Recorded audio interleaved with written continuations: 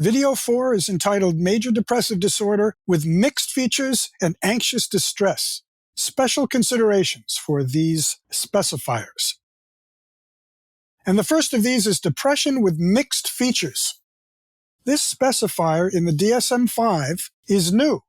It is for depressed patients with at least 3 comorbid manic symptoms on most days of the depression. This is for people who do not have bipolar disorder and have no history of mania or hypomania, at least not so far in their course, as best you can tell through your careful evaluation to see if they've had bipolar episodes. Because if they have, they should not be in this algorithm. Examples of these manic features would be racing thoughts, pressured speech, decreased need for sleep, and increased energy.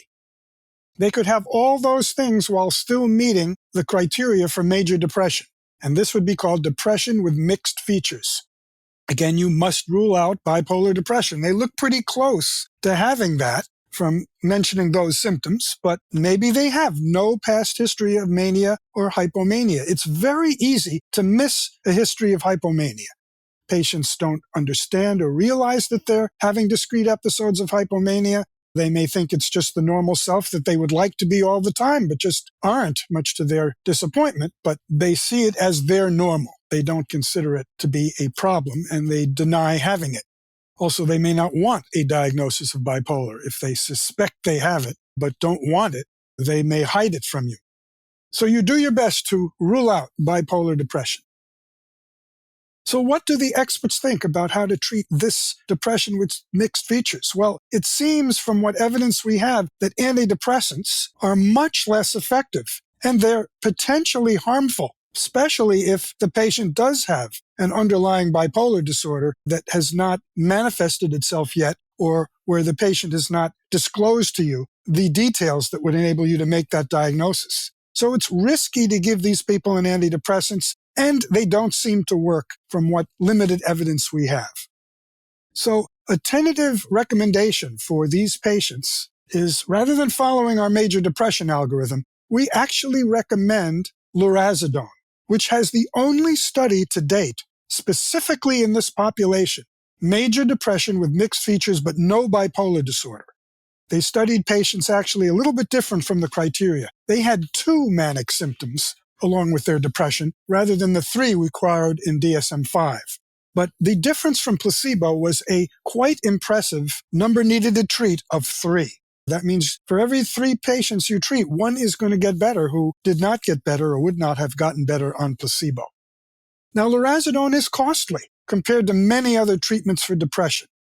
And we hesitate to recommend first-line an expensive agent. But given the robust effect size in this study, we are recommending it at this time and awaiting new data on whether there are any other treatments that clearly work for major depression with this new diagnosis of mixed features.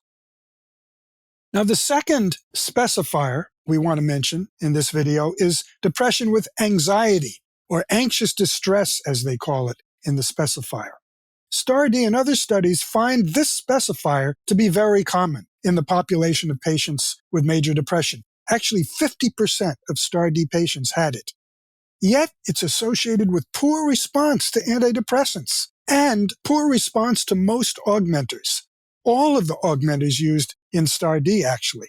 We had remission rates of around 10% for all the augmenters. It was a little bit better with bupropion as an augmenter. Interestingly, and bupropion is not something we think about for anxiety-prone people. It had an 18% remission rate. But the key thing about depression with anxious distress is, it's my impression clinicians do not think of this. They're not aware of this evidence on how it changes treatment when there's a lot of anxiety associated with your patient with major depression. They don't identify this specifier. They try to treat the depression in the usual manner, and this is not often rewarding. So what does work in depression with anxious distress? You have to start with an antidepressant and consider augmenting with quetiapine or aripiprazole. Quetiapine has a bigger side effect burden than aripiprazole. So although we don't recommend those augmenters routinely, as you'll soon see in the major algorithm, for this subgroup, they may be preferred.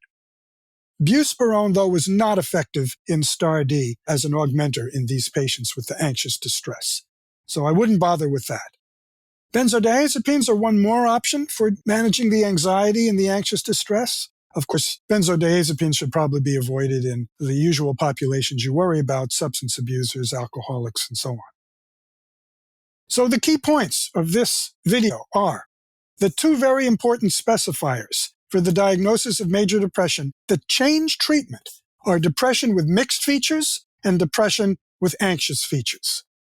For the mixed depression, try to be sure the patient does not have bipolar disorder. That's a whole different algorithm.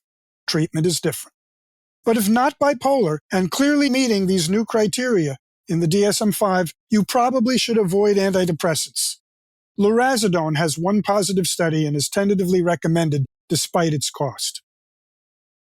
And the final key point, major depression with a lot of anxiety responds poorly to almost all antidepressants and their augmenters, except, it seems, for the atypical antipsychotics as augmenters, and of those we prefer aripiprazole. Benzodiazepines may help and are to be avoided, though, in people with substance abuse, but buspirone seems ineffective.